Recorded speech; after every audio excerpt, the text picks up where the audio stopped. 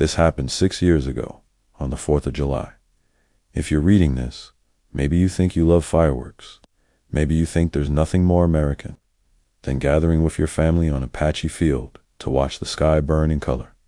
I used to think that we lived in a small Midwestern town, not even 3,000 people, but we took the 4th seriously.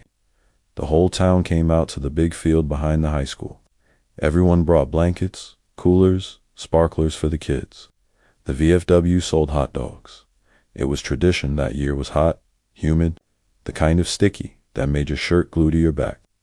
I remember my wife fanning herself with the program as we spread our blanket. Our daughter Emma was 5. She was so excited she couldn't stop talking about the fireworks. The show was supposed to start at 9:30. I remember looking at my watch. 9:28. The MC was reading off names of donors and thanking the fire department. Standard, dot, then he cleared his throat. "I'd like to remind everyone that the field past the fence is off limits tonight," he said. "We had some issues with kids trespassing last year." I remember glancing at the area. He meant a patch of tall grass that backed into thick woods. I always thought it was a strange spot for a fireworks show, but it was tradition. The countdown started. 10, 9, 8. Emma was bouncing in my lap. When the first mortar went up, she skewed it with. It was a big green peony that burst into sparks. Everyone cheered. More shells went up. Reds, blues, silvers that crackled and popped. It was perfect for about 10 minutes until one of them went sideways. It was supposed to launch straight up, but instead it shot sideways into the tall grass. It exploded with a dull, muffled boom. Sparks rained down into the dry weeds. At first there was silence. Then I heard shouting. Someone near the fence was yelling fire. The announcer tried to calm people. "Please remain seated. It's under control." But you could see it. WASN, single quotes T, dot orange. Flames licked up through the grass dot. Then the wind shifted. Suddenly the whole field smelled like burning weeds. People stood up. Kids started crying. My wife was grabbing our stuff, trying to stay calm. I remember pulling Emma onto my hip and telling her everything was fine. That's when the screaming started. Real screaming, not panicked parents, spear terror. I turned and saw shapes in the fire. I thought it was smoke at first, swirling in strange ways, but they had arms, legs, twisted. Black shapes that walked upright, burning like logs in a campfire, but never falling. Apart, they stepped out of the flames and into the crowd. Someone in front of me was tackled to the ground. I saw one of those things leaning over him, fire spilling from its mouth like molten tar. People ran. The announcer was babbling nonsense over the speakers. I tried to move, but Emma was frozen. She was looking right at one of them. It was maybe 10 feet away. It turned its head, if you can call it that. And even with no eyes, I knew it saw us. My wife was screaming at me to run. I remember grabbing Emma so hard, she whimpered. We ran toward the parking lot. Behind me, I heard people choking, coughing. The smell was so strong, burning hair, melted plastic, blood. When we got to the car, Emma was limp. Not hurt, just staring, catatonic. I buckled her in with shaking hands. My wife was pounding on the dashboard, screaming for me to drive. I didn't even wait for traffic to clear. I just floored it over the curb. We didn't stop until we were 20 miles away. The next day, the news said there was a fireworks malfunction that caused a brush fire. 7 people dead, dozens injured in the panic. They never mentioned the things that came out of the flames. I went back 2 days later.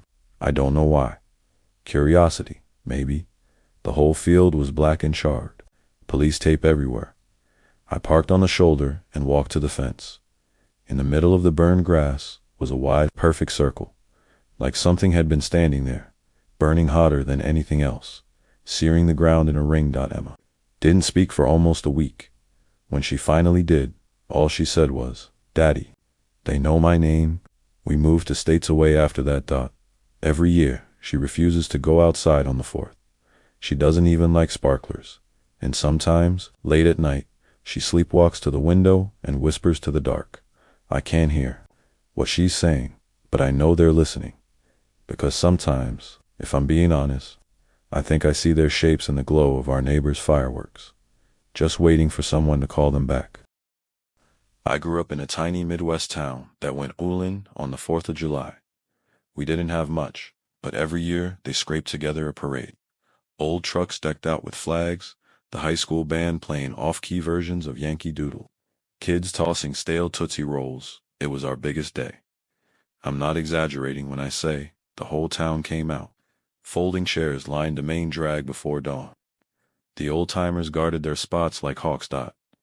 My dad was on the planning committee for years. He took it seriously. I was 16 the year everything changed. The committee decided we needed something special to celebrate the town's heritage. Some local history buff found records of an old-time militia unit from the 1800s, Civil War era. They were going to do a reenactment in the parade. Not just costumes, but real muskets blanks, they said. Dad thought it was the best idea ever. He even volunteered to help them stay authentic. I didn't care. At 16, I just wanted to hang out with friends, maybe make out under the fireworks later. But the morning of the parade, things felt off. First, there was the fog. Our town never got fog like that in July. But that morning, it rolled in thick and yellowish. By 8 a.m., you could barely see the courthouse clock from across Main Street. The old men muttered it was a sign, but the committee pushed ahead. The crowd showed up anyway. People are stubborn like that. We were all squinting into the fog, trying to see the start of the parade. Finally, the first band came through, blurry in the haze. They sounded wrong. Slower off-key in a way that made my skin crawl, but everyone clapped anyway. Next were the Girl Scouts, tossing candy. Then a line of tractors. Then we heard the drums, slow military style, echoing weirdly in the fog. Out of the haze came a row of men in Civil War uniforms, but they weren't the guys from town. These men were too thin, faces pale, hollow, dash-eyed. Their uniforms were old, not costumes, threadbare stained, rusty muskets, slung over their shoulders. Nobody cheered. Silence rippled through the crowd. I looked at Dad. He was frowning, checking his schedule. I heard him whisper, "That's not them." The drumming got louder.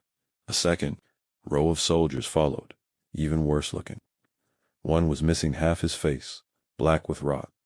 They marched in perfect unison, heads jerking with each step. Someone's little kid started crying. The soldiers didn't even look at us. They just kept coming. Row after row. More of them than could possibly fit in our little town. Some had no eyes. Some wore rotted kepis. One dragged a saber behind him, scraping sparks on the pavement. The band at the front of the parade had stopped playing. The whole street was silent, except for the drums. I heard someone whisper behind me, who invited them. Dad grabbed my arm. "Get to the truck," he hissed. I resisted. "What the hell is this?" He didn't answer. The soldiers kept coming. The fog swallowed the street behind them. You couldn't see the end of the parade anymore. Then, for the first time, one turned to look at us. Just turned his head, slow as death. His eyes were black holes. His mouth opened impossibly wide, like his jaw was UNHINGING. No sound came out. My dad started praying under his breath. People began to run. The soldiers kept marching, not faster, just relentless. We ran to the truck. Dad peeled out, sideswiping the trash can. As we drove away, I looked back. I wish I hadn't, because in the fog, I could see the entire street filled shoulder to shoulder with those things, stretching back forever, marching, drumming. I heard the drums even with the windows rolled up. We didn't stop driving until we hit the state line. The next day, the local paper blamed historical reenactors playing a prank. They said the fog was a freak weather event, but my dad wouldn't go back. We moved that summer, years later. I went back for a funeral. I drove down Main Street, and there were still chairs lined up, all empty, like everyone had just vanished. No one in town would talk about the parade. When I asked an old neighbor about it, he just stared at me for a long time and finally said, "Son, the parade never ends. It just goes where it's invited." I don't celebrate the 4th anymore. I don't even watch parades on TV, because sometimes, late at night, I hear those drums in the distance, getting closer, always closer. I want you to listen to me. If you're thinking about camping this 4th of July weekend, don't. Especially not up in the national forest where I went last year. I'm not telling this for fun. I don't want you to think I'm crazy. I want you to stay alive. We've done this trip every summer since college. My friends and Irian, Lexi, and Dev. We weren't kids anymore.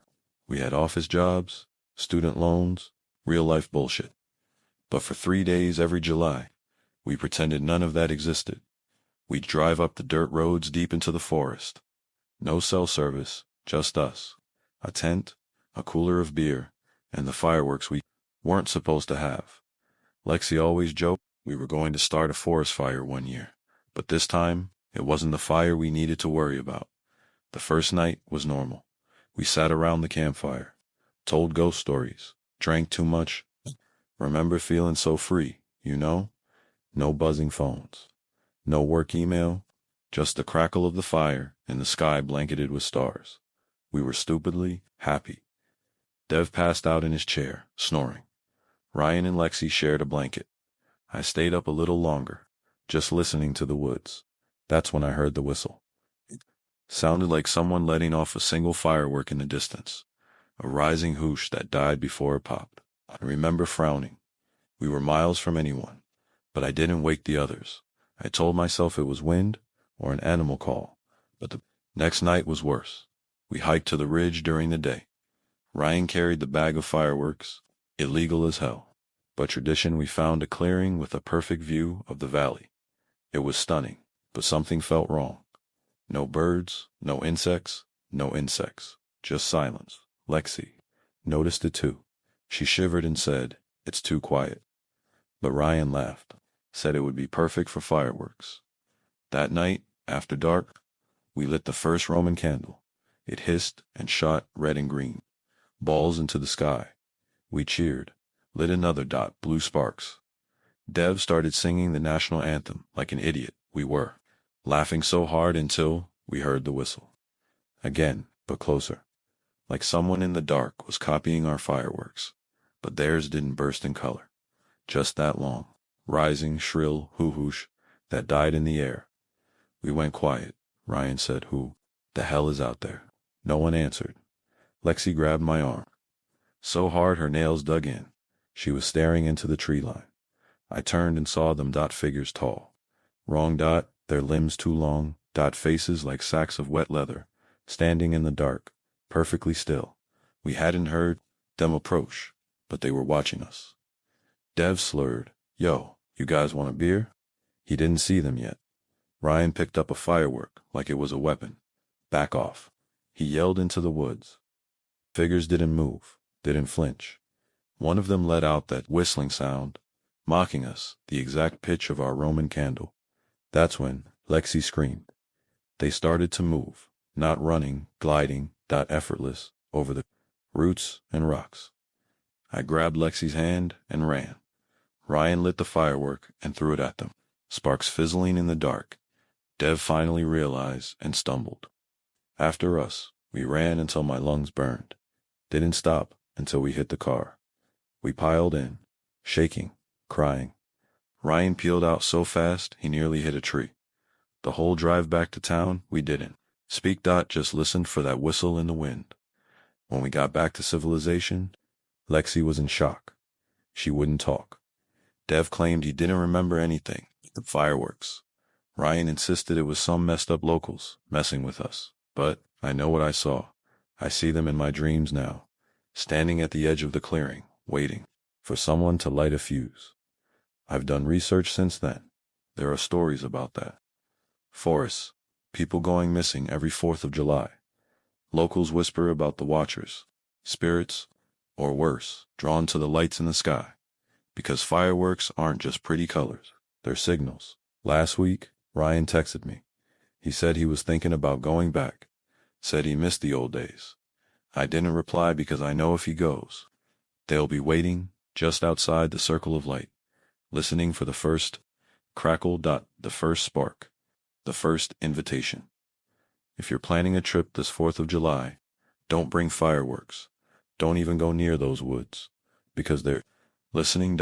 And they remember us.